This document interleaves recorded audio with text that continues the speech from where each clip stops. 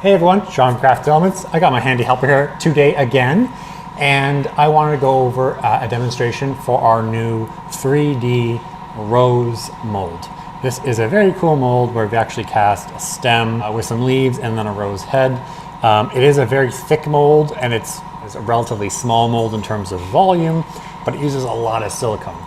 But what I'm going to do today is a demo with some Total Boat Fix Set and some of our black diamond pigments, and I'm going to use it in such a way that I haven't for a little while on the channel here.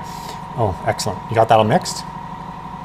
Where I'm actually going to use the pigment to pre-paint inside of the mold. I'm going to spray mold release, and then we're going to use just some general dry paintbrushes. Whoops. General dry paintbrushes with some pigment, and actually put the pigment here, and then we're going to lay a base layer of resin into that. Now I've pre-mixed some Total Boat Fix Set with some black diamond mahogany. Thank you. I've also mixed in some smooth on So Strong brown. I've probably had this for like, don't do that, you're gonna fall. I probably had this for like 15 years, back in like the days where I actually used to tint silicone to make haunted house props and stuff, because I've been making molds for a long time. So I don't even know if they sell anymore, but essentially what I've done is I've taken the pearl pigment and mixed some solid brown in it, because I do want a darker, less.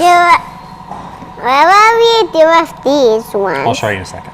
I do want a darker pigment for our stem. So I'm going to go ahead and open up this guy, which is Scarlet from Black Diamond. Am I do this one? I'm going to do this one. Okay, because this is actually... How about my scoop it for you? You want to scoop it for me? Okay, there you go. We're going to change the camera angle so you can see what I'm actually doing here. So as you can see, my little helpers put most of the pigment on the table, which I don't recommend you do. Can I do this? Can you watch for a sec? So what I'm going to do is just go in here and dab the pigment into the rose area. And essentially, once I backfill this, it's going to end up having the first surface layer pigmented with this red scarlet pigment, because of course we want to make a red rose. There are different ways to do this. You could actually do this in multiple pours, but as you can see, there's no disconnect between the sections. So you effectively have to create like a temporary, don't open that yet, buddy. You have to create a temporary dam between, say, the rose and the stem, and then this little petal down here. This is jungle green, and I'm going to use it for the leaf component of the mold.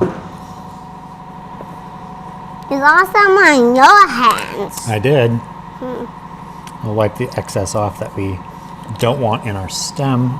No more, buddy. I want to do it. I know you do. All right. Now we're going to take some of our... No, I want to pour it. Okay, you want to pour it. Okay, you have to do gentle, okay? And I'm using the brown because it's dark, so the front color should mix into that top layer well. And the unpigmented part, i.e. the part of the mold that I didn't apply pigment to, should be brown anyway, because it's like a stem of the rose. All right, I'm going to clean up this super mess. That would have been cleaner had I not had my special assistant. We'll come back tomorrow and demold it and see what it looks like.